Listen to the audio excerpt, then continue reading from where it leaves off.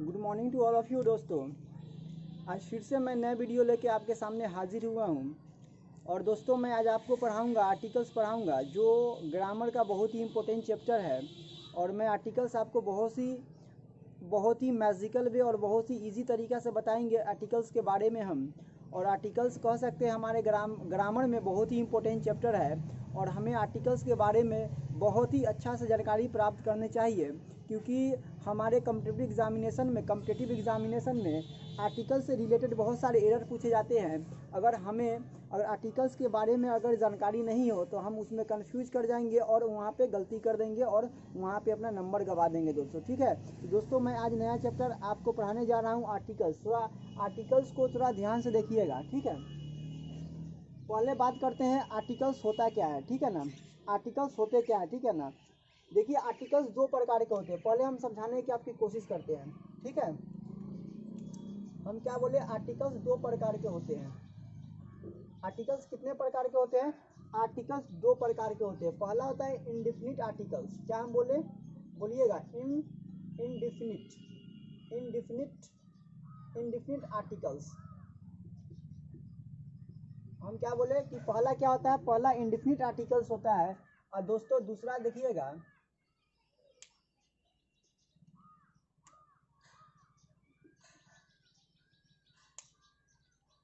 दूसरा के बाद जो सेकेंड है वो होता है डिफिनिट आर्टिकल्स।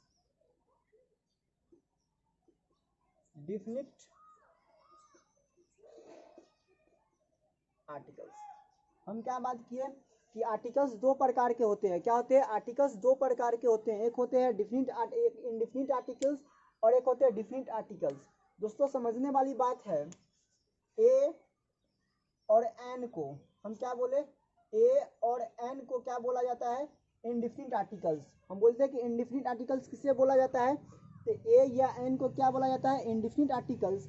और द को क्या बोला जाता है? Definite articles. द को क्या बोला जाता है? Definite articles. दोस्तों देखिएगा, ए एन द को आर्टिकल्स कहा जाता है। हम क्या, फिर से समझिएगा, ए एन और द को ग्रामर में क्या बोला जाता है? आर्टिकल्स बोला जाता है, ठीक है। और इसे एडजेक्टिव्स भी कहा जाता है। आर्टिकल्स को क्या बोला जाता है? इसे एडजेक्टिव भी कहा जाता है। और मॉडर्न इंग्लिश ग्रामर में ये तीनों को डिटरमाइनर्स के नाम से जाने जाते हैं। क्या बोले कि मॉडर्न इंग्लिश ग्रामर में ये तीनों को डिटरमाइनर्स के नाम से जाने जाते हैं। दोस्तों देखिएगा, अब कुछ बात करते हैं। अब यहाँ पे सवाल उठती है कि सर ए या एन को कहाँ यूज करते हैं और द को कहाँ यूज करते हैं। दोस्तों हम आपको बताते हैं, नोट में लेकर यहाँ पर लिख लीजिएगा। इसके बारे में बात करते हैं, ए या एन के बात करते हैं। यहाँ लिख लीजिएगा, ये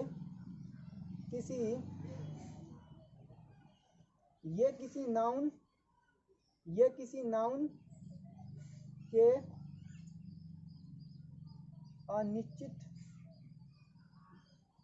अनिश्चित होने का बोध कराता है। क्या बोले कि ए या एन का हम वहाँ प्रयोग करते हैं जब नाउन डिफिनिट नहीं हो, जब नाउन सर्टेन नहीं हो, क्या हो, असर्टेन हो, तो वहाँ पे हम ए या एन का प्रयोग करते हैं। इसीलिए इसका नाम क्या पड़ा? Indefinite articles.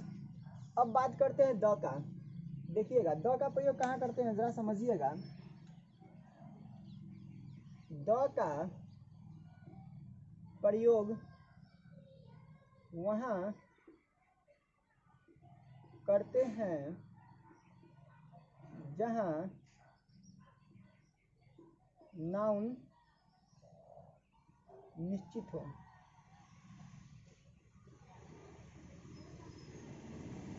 क्या बोले कि ए या एन का प्रयोग कहाँ करते हैं? जहाँ पे नाउन अनिश्चित हो, नाउन के बारे में हमें कोई जानकारी नहीं हो। और द का प्रयोग कहाँ करते हैं? जहाँ पे नाउन निश्चित हो। और एक समझने वाली बात है कि ए या एन या द का प्रयोग हमेशा जनरली हम लोग नाउन के पहले करते हैं। फिर से वो क्या बोले हैं कि ए या एन या द का प्रयोग हम लोग जनरली नाउन के पहले करते हैं। देखिएगा हम यहाँ पे एक दो एग्जाम्पल लिखते हैं, आप समझने की कोशिश करिएगा। यहाँ देखिएगा, हम बोले कि आई देखिए when जब I was going to market, जब I was going to market, जब मैं मार्केट जा रहा था, देखिए I saw a man, I saw a man, I saw a man crossing the road, crossing the road, crossing the road. हम क्या बोले कि जब मैं बाजार जा रहा था तो मैंने एक आदमी को रोड को क्रॉस करते हुए देखा। यहाँ देखिए, यहाँ पे देखिए नाउन है कि नहीं है, देखिएगा समझिएगा। यहाँ पे मैन क्या है, नाउन है, और इसके पहले क्या यूज हुआ है, ए का प्रयोग है। क्यों ए का प्रयोग किए हैं, क्योंकि यहाँ पे जो मैन है, यहाँ पे क्या देखिएगा, यहाँ मैन है, इसके बारे में हमें कोई जानकारी नहीं है, इस मैन के बारे में हमें कोई जानकारी नहीं है और इसको हम नहीं जानते हैं, तो यहाँ पे क्या कर रहा है, ये अनिश्चित का बोध कर रहा है, इसीलिए इसके पहले क्या चीज़ का प्रयोग किए हैं, ए का प्रयोग किया है। क्या चीज़ का प्रयोग किया है, ए का प्रयोग किया है। अगर इसके बारे में मेरे को जानकारी रहता तो यहाँ पे क्या होता है, द का प्रयोग होता है। ठीक है दोस्तों, जरा देखिएगा यहाँ इसका एग्जाम्पल देखिएगा, इसका एग्जाम्पल हम देने की आपको कोशिश कर रहे हैं। हम बोले कि the pen you gave me, the pen you gave me is very good, is very good. देखिए पेन यहाँ पे क्या है, पेन यहाँ पे निश्चित है, किसी खास पेन के बारे में बात हो रहा है। क्यों कि जो कलम आपने मुझे दिया था वह क्या है, वह बहुत ही अच्छा है। क्या है, बहुत ही अच्छा है। तो यहाँ पे द की यूज हुआ है, पेन के लगे हुआ है, और पेन खास चीज़ का बोध कर रहा है। पेन यहाँ निश्चित है कि जो कलम आपने मुझे दिया था, क्या जो कलम आपने मुझे दिया था वो क्या है, वो बहुत ही अच्छा है, इसीलिए यहाँ पे द का प्रयोग हुआ है। क्या चीज़ का प्रयोग हुआ है, द का प्रयोग, क्योंकि पेन वहाँ पे खास है, वहाँ पे पेन निश्चित है कि जो कलम आपने मुझे दिया था। दोस्तों अब देखिएगा आगे एग्जाम्पल में देखिएगा, और एक और एग्जाम्पल लीजिए, द हाउस, वह घर जिसमें हम रहते हैं, in which I live, in which I live is new. देखिए फिर यहाँ समझिए, हम क्या बोले कि द हाउस, वह घर, इन विच जिसमें हम रहते हैं वो क्या है, वह नया है। तो यहाँ पे क्या है, किसी खास घर के बारे में बात कर रहे हैं, कोई निश्चित घर के बारे में बात कर रहे हैं, इसीलिए यहाँ पे क्या चीज़ का प्रयोग हुआ है, द का प्रयोग हुआ है, और नाउन के पहले किया। तो दोस्तों उम्मीद करता हूँ आप यहाँ पे समझ गए होंगे। देखिए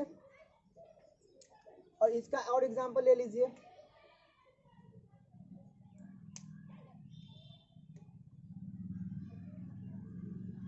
देयर वॉज अ किंग। देखिए देयर वॉज अ किंग, एक राजा था। कौन राजा था, यहाँ पे आप द का प्रयोग नहीं कर सकते। देयर वॉज द किंग कहना बिल्कुल गलत है, क्योंकि यहाँ पे तो राजा निश्चित भी नहीं है और राजा खास भी नहीं है, और कोई खास राजा के बारे में बात भी नहीं कर रहे हैं। देखिए देयर वॉज अ किंग, कौन राजा था, न उसका नाम पता है, न उसके बारे में मुझे कोई इन्फॉर्मेशन है, और न कोई खास राजा के बारे में बात कर रहे हैं, इसीलिए राजा यहाँ पे क्या है, अनिश्चित है, असर्टेन है। इसके पहले क्या चीज़ का प्रयोग किए हैं, इसके पहले ए का प्रयोग किए हैं। तो समझ गए डिफिनिट और इनडिफिनिट आर्टिकल्स में अंतर क्या है। दोस्तों देखिए फिर से समझाते हैं, एक बार रिपीट कर देते हैं इसका। इंडिफिनिट आर्टिकल्स, ए या एन को इंडिफिनिट आर्टिकल्स कहते हैं, और द को डिफिनिट आर्टिकल्स कहते हैं। ये किसी नाउन के अनिश्चित होने का बोध कराता है। ए या एन का प्रयोग कब करते हैं, जब नाउन अनिश्चित हो, जब नाउन खास नहीं हो, जब नाउन के बारे में मेरे पास कोई जानकारी प्रॉपर नहीं हो, तो वहाँ पे क्या करते हैं, ए या एन का प्रयोग करते हैं। जब नाउन खास हो, जब नाउन के बारे में मुझे जानकारी हो, जब नाउन क्या हो, निश्चित हो, तो वहाँ पे द का प्रयोग करते हैं। यही जनरली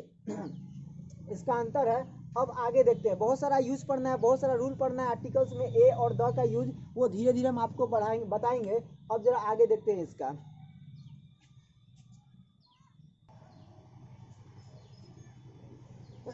दोस्तों जरा गौर करने वाली बात है, आर्टिकल्स के दूसरे कुछ विशेष बातों के बारे में जानकारी करते हैं। दोस्तों देखिएगा, ए या एन का मीनिंग होता है, हम क्या बोले, ए या एन के विभिन्न प्रकार के मीनिंग हो सकते हैं, वो भी सेंटेंस के अनुसार। ऐसे हम ए या एन का मीनिंग नहीं बता सकते हैं।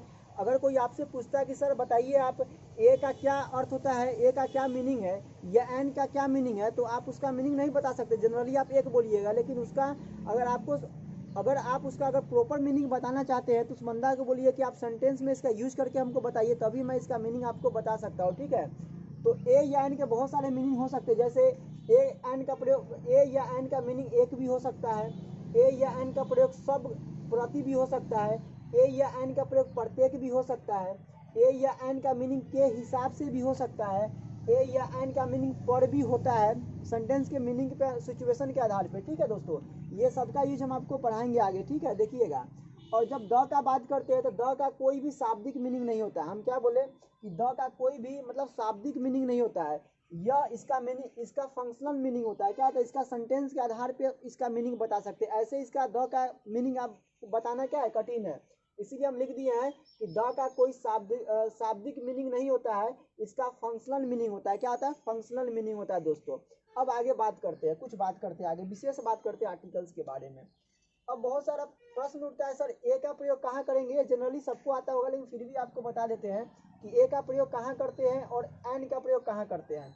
देखिएगा, ए का प्रयोग कब करिएगा, जब कॉन्सोनेंट से क्या हो, स्टार्ट हो, कोई भी वर्ड कॉन्सोनेंट से स्टार्ट हो, जैसे कॉन्सोनेंट।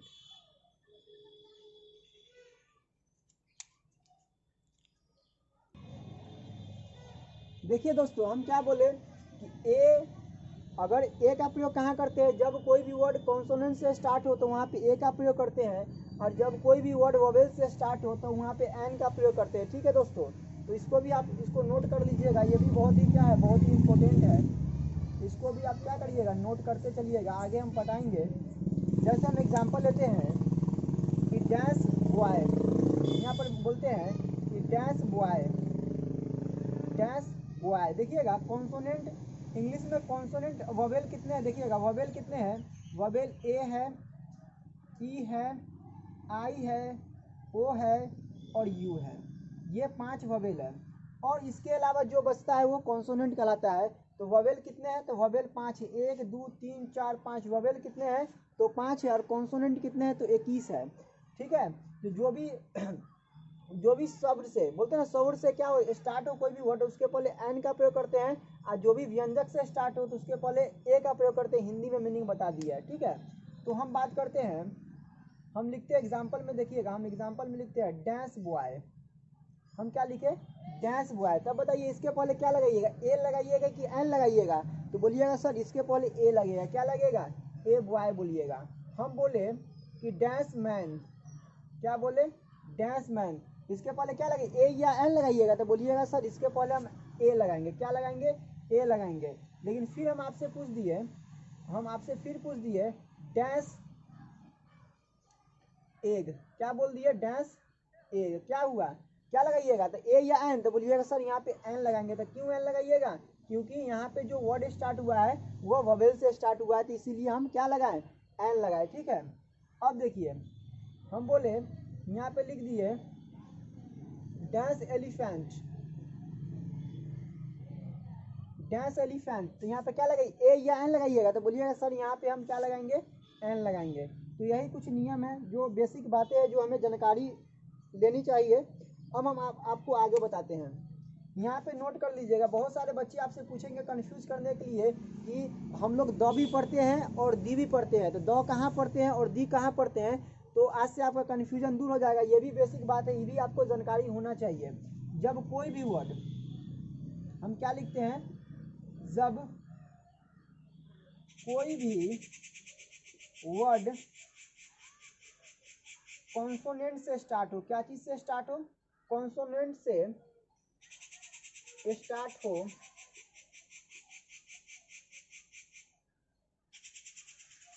और उसके पहले द का प्रयोग हुआ हो, द का प्रयोग हुआ हो, तो उसे हम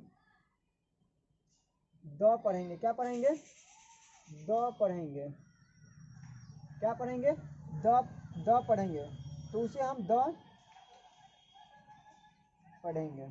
यहाँ क्लियर, फिर से समझिए, हम क्या बोले कि जब कोई भी वर्ड कॉन्सोनेंट से स्टार्ट हो तो और उसके पहले द का प्रयोग हुआ हो तो उसे हम क्या पढ़ेंगे, द पढ़ेंगे। ठीक है, अब आगे देखिए, हम फिर आगे लिखते हैं कि जब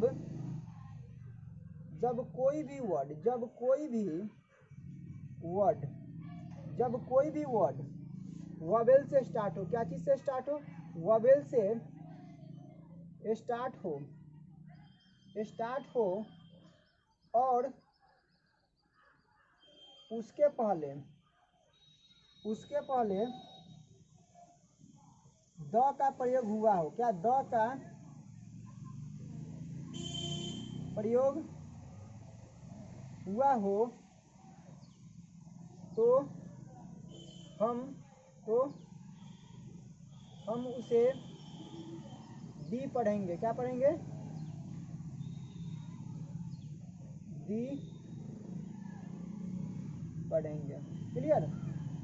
फिर से रिपीट कर देते हैं दोस्तों। हम क्या बोले कि जब कोई भी वर्ड कॉन्सोनेंट से स्टार्ट हो, क्या चीज से स्टार्ट हो, कॉन्सोनेंट से स्टार्ट हो, क्या चीज से स्टार्ट हो, कॉन्सोनेंट से स्टार्ट हो और उसके पहले द का प्रयोग हुआ हो तो उसे हम क्या पढ़ेंगे, उसे हम द पढ़ेंगे, क्या पढ़ेंगे, द पढ़ेंगे। अब देखिए दूसरा, जब कोई भी वर्ड वोवेल से स्टार्ट हो, क्या चीज से स्टार्ट हो, वोवेल से स्टार्ट हो और उसके पहले द का प्रयोग हुआ हो तो उसे हम क्या पढ़ेंगे, उसे हम दी पढ़ेंगे, क्या पढ़ेंगे, दी पढ़ेंगे। देखिए एग्जाम्पल में हम यहाँ पे लिखते हैं, जरा देखिएगा आप, हम यहाँ पे क्या लिखते हैं, एक देखिए हम लिखते हैं द बॉय, हम क्या लिखे, द बॉय, तो इसे क्या पढ़िएगा, द बॉय पढ़िएगा कि दी बॉय पढ़िएगा, तो बोलिएगा सर इसे हम दी बॉय पढ़ेंगे। तो आप पूछे क्यों से आप दी बॉय पढ़िएगा, क्योंकि सर देखिए यहाँ पे कॉन्सोनेंट से स्टार्ट हुआ है, ये वर्ड क्या चीज से स्टार्ट हुआ है, कॉन्सोनेंट से स्टार्ट हुआ है, इसे हम क्या पढ़ेंगे, इसे द पढ़ेंगे। हम फिर बोले द मैन लिख दिए, क्या लिख दिए, द, यहाँ पे कोई भी सेंटेंस हो सकता है, द मैन लिख दिए, यहाँ पे कोई सेंटेंस हो सकता है, हम क्या लिख दिए, द मैन लिख दिए। इसे हम बोले क्या पढ़ेंगे, इसको कि दी मैन पढ़ेंगे या द मैन पढ़ेंगे, तो बोलेंगे आप लोग कि सर इसे हम क्या पढ़ेंगे, इसे हम द मैन पढ़ेंगे। तो बोले क्यों से द मैन पढ़ेंगे, तो बोलिएगा कि सर ये जो वर्ड स्टार्ट हुआ है ये कॉन्सोनेंट से स्टार्ट हुआ है और इसके पहले जो द का प्रयोग हुआ है इसे हम द पढ़ेंगे, क्योंकि कोई भी वर्ड अगर कॉन्सोनेंट से स्टार्ट हो और उसके पहले द का प्रयोग हुआ हो तो इसे हम द ही पढ़ेंगे। चलिए अब हम आगे बोलते हैं, द एलिफेंट, हम क्या बोले कि द एलिफेंट बोल दो तो कहना गलत है, तो बोलेंगे इसे क्या पढ़ेंगे, द एलिफेंट पढ़ेंगे या दी एलिफेंट पढ़ेंगे, तो बोलेंगे आप लोग कि सर इसे हम लोग दी एलिफेंट पढ़ेंगे। तो क्यों पढ़ेंगे दी एलिफेंट, क्योंकि यहाँ जो स्टार्ट हुआ है वर्ड, इसके पहले जो द का प्रयोग हुआ है ये क्या चीज से स्टार्ट हुआ है, तो ये वोवेल से स्टार्ट हुआ है, क्या चीज से, वोवेल से। और जब वोवेल से कोई भी वर्ड स्टार्ट होती है तो वहाँ उसके पहले अगर द दिखती है तो उसे हम लोग दी पढ़ते हैं, तो क्या पढ़ेंगे, दी एलिफेंट पढ़ेंगे, क्या पढ़ेंगे, दी एलिफेंट पढ़ेंगे। जैसे हम बोल दिए कि दी एक, क्या पढ़ेंगे इसको, द एक पढ़ेंगे या दी एक पढ़ेंगे, तो बोलेंगे कि सर इसे हम लोग क्या पढ़ेंगे, दी एक पढ़ेंगे, क्योंकि जो स्टार्ट हुआ है वो क्या चीज से स्टार्ट हुआ है, वो वोवेल से स्टार्ट हुआ है। तो ये बेसिक बातें थी जो हम आपको बता दिए। अभी ये सब बेसिक बात है क्योंकि ये जो आपको क्या है, आपको बेस को स्ट्रॉन्ग करेगा और धीरे धीरे हम आपको एडवांस तक लेके जाएंगे दोस्तों, ठीक है। अब आगे देखते हैं, कुछ इसका महत्वपूर्ण पॉइंट देखते हैं आगे।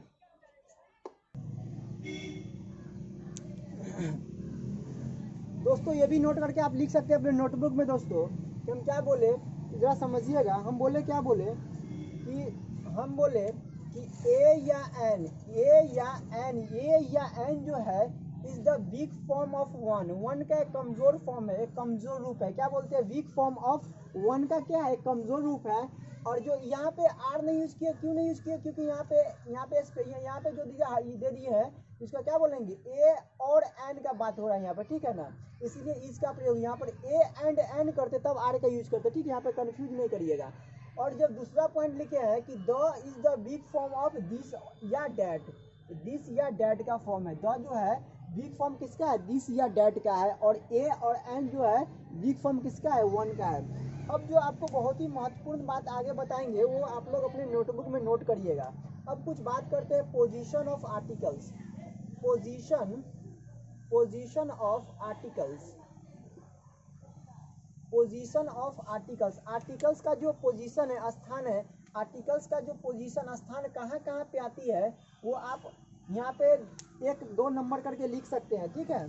पहला लिखिएगा, आप लोग यहाँ पे दे दीजिएगा, और पहला जो लिखिएगा देखिए ए या एन, हम क्या लिखे, ए या एन प्लस नाउन, ए या एन प्लस नाउन, ठीक है, ए या एन प्लस नाउन, वो भी क्या नाउन क्या होना चाहिए, वो भी नाउन सिंगुलर होना चाहिए, क्या होना चाहिए, सिंगुलर होना चाहिए, ठीक है। देखिएगा इसे हम ऐसे कर देते हैं, ठीक है, नाउन क्या होना चाहिए, सिंगुलर। एग्जाम्पल में लेते हैं, जैसे हम यहाँ पर लिख देते हैं एग्जाम्पल, जैसे I am boy, I am boy, यहाँ पे क्या है, यहाँ पे आई एम बॉय कहना बिल्कुल गलत है, क्योंकि हम क्या बोले, अगर आप नाउन सिंगुलर का प्रयोग करते हैं तो उसके पहले ए या एन का मतलब जरूरत के मुताबिक यूज करना पड़ेगा आपको। यहाँ पे क्या करना पड़ेगा, आई एम अ बॉय, क्योंकि यहीं पे ए का क्या है, पोजीशन है।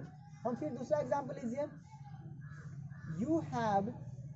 यू हैव एलिफेंट, हम क्या लिखे कि यू हैव एलिफेंट, ये भी कहना बिल्कुल गलत है। अगर आप यहाँ पे अगर आप ए या एन का प्रयोग नहीं करिएगा तो आपका सेंटेंस क्या हो जाएगा, बिल्कुल गलत हो जाएगा। तो क्या करना पड़ेगा, यू हैव एन एलिफेंट, तब जाके आपका सेंटेंस गलत होगा। तो पहला तो देख लिए, अब दूसरा पोजीशन देखिएगा, अब जो दूसरा पोजीशन है, ए या an plus adjective plus noun, वो भी नाउन क्या होना चाहिए, सिंगुलर नाउन होना चाहिए। देखिएगा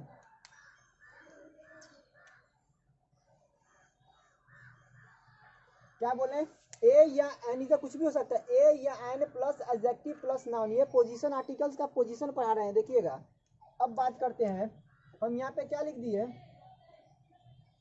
I am honest man, I am honest man, मैं ईमानदार व्यक्ति हूँ या मैं ईमानदार आदमी हूँ।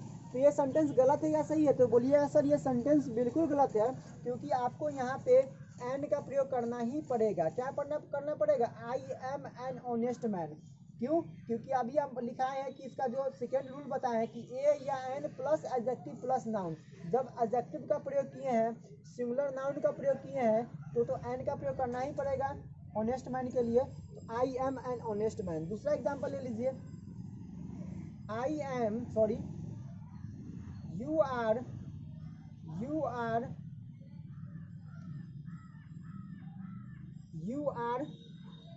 N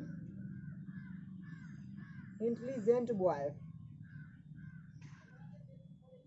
you are an intelligent boy, क्यों। अब देखिए यहाँ पे क्या है, देखिए आपको समझाते हैं, एक एक पॉइंट को क्लियर करते चलिएगा। देखिए इंटेलिजेंट क्या है, एडजेक्टिव है, बॉय क्या है, नाउन है, और एन क्या है, आर्टिकल है। देखिए ए या एन का प्रयोग किए, इसके बाद एडजेक्टिव आया, इसके बाद एडजेक्टिव आया, इसके बाद नाउन आया, इसके बाद नाउन आया, वो भी नाउन सिंगुलर होना चाहिए, तभी ए एन का प्रयोग करिएगा। तो ये दो पॉइंट को हम सेटिस्फाइड कर दिए। देखिए ए है, ए या एन का प्रयोग हुआ, इसके बाद नाउन आया तो नाउन आया, यही विशेषता बतलाता है, ठीक है, निश्चित होने के और अनिश्चित होने का, ठीक है। अब थोड़ा आगे पोजीशन देखते हैं, आर्टिकल्स का पोजीशन आगे देखते हैं। देखिए जो तीसरा पोजीशन है वो देखिएगा, ए या एन द भी हो सकता है, ए एन या द प्लस एडवर्ब, क्या लिखे, एडवर्ब, उसके बाद क्या आएगा, उसके बाद एडजेक्टिव आएगा, क्या आएगा, एडजेक्टिव आएगा, उसके बाद क्या आएगा, उसके बाद नाउन आएगा, वो भी क्या होना चाहिए, वो भी सिंगुलर नाउन होना चाहिए, क्या होना चाहिए, सिंगुलर नाउन होना चाहिए। देखिए तीसरा नंबर रूल देखिए, अब मोटा मोटी जान लेते हैं एडजेक्टिव और एडवर्ब के बारे में, ठीक है। जो नाउन का विशेषता बताता है या जो प्रोनाउन का विशेषता बताता है उसे एडजेक्टिव बोलते हैं। क्या बोल रहे हैं, फिर से समझिएगा, जो नाउन का विशेषता बतलाता है या प्रोनाउन का विशेषता बताता है उसी को हम एडजेक्टिव बोलते हैं। और एडवर्ब का बात करते हैं, जो एडजेक्टिव का विशेषता बतलावे, जो वर्ब का विशेषता बतलावे, जो प्रीपोजिशन का विशेषता बतावे, जो पूरा होल सेंटेंस का विशेषता बतलावे, या अपना खुद विशेषता को बतलावे, उसी को क्या बोलते हैं, एडवर्ब, उसे एडवर्ब बोलते हैं। आगे जब एडवर्ब पढ़ाएंगे, एडजेक्टिव पढ़ाएंगे तो वहाँ पे बढ़िया से क्लियर आपको करके चलेंगे, ठीक है। अभी मोटा मोटी जान लिए, ठीक है। अब एग्जाम्पल लेते हैं, ठीक है। अब थोड़ा एग्जाम्पल से बात करते हैं कि सेटिंग हो रहा है कि नहीं। देखिएगा हम क्या लिखे, हम लिखे कि यू आर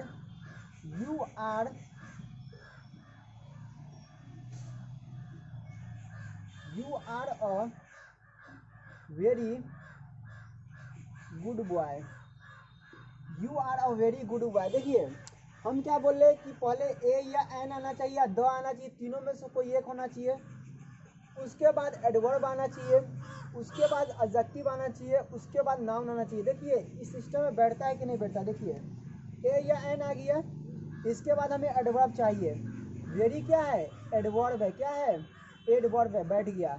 अब उसके बाद हमें एडजेक्टिव चाहना चाहिए जो गुण बतावे। तो लड़का का गुण बता रहा है गुड, की लड़का क्या है अच्छा है, तो क्वालिटी बता रहा है, तो क्या मिल गया हमको एडजेक्टिव मिल गया। अब उसके बाद नाउन मिलना चाहिए, हमें क्या मिल गया नाउन मिल गया। तो मेरा जो फर्मा है, जो फर्मा जो हम आपको बताए थे कि फर्मा में बैठाना है, तो फर्मा सही से तैयार हो चुका है। तो ये सेंटेंस गलत है, लेकिन इसे हम घुमा भी सकते हैं। अगर हम क्या लिख दिए कि you are very a good boy, you are very a good boy. तो ये सेंटेंस गलत है या सही है, देख के बताइए। तो फर्मा बैठाइएगा आप, देखिए सिस्टम से बैठाइए। हमको क्या चाहिए ए या एन, नहीं मिला, ठीक है। अब एडवर्ब चाहिए, एडवर्ब मिल गया, ठीक है। उसके बाद हमें ए मिला, पहले तो ए या एन द का प्रयोग होना चाहिए, उसके बाद एडवर्ब। तो यहाँ क्या कर दिया कि पहले एडवर्ब का प्रयोग कर दिया और तब ए या एन का प्रयोग कर दिया, तो गलत हो गया। तो ये सेंटेंस क्या हो गया गलत हो गया। और फिर इसे दूसरा तरीका से भी आपको एग्जामिनेशन में दे सकता है। देखिए यू आर, सॉरी ब्लैक से यूज कर लेते हैं, क्या बोले कि you are very good a boy. अब देखिए ये सेंटेंस गलत है या सही है, तो बोलिएगा सर ये भी सेंटेंस है जो बिल्कुल गलत है। तो बोलेंगे कैसे गलत है बताइए हमको। आप बोलिएगा कि सर आप जो फर्मा दिए थे, जो हमको जो एक स्ट्रक्चर दिए थे कि पहले ए या एन या द का प्रयोग करेंगे, उसके बाद एडवर्ब का प्रयोग करेंगे, उसके बाद एडजेक्टिव का प्रयोग, उसके बाद नाउन का। लेकिन देखिए सर पहले तो आप क्या चीज़ का यूज कर दिए हैं, एडवर्ब का यूज कर दिए हैं, उसके बाद क्या चीज़ का यूज कर दिए।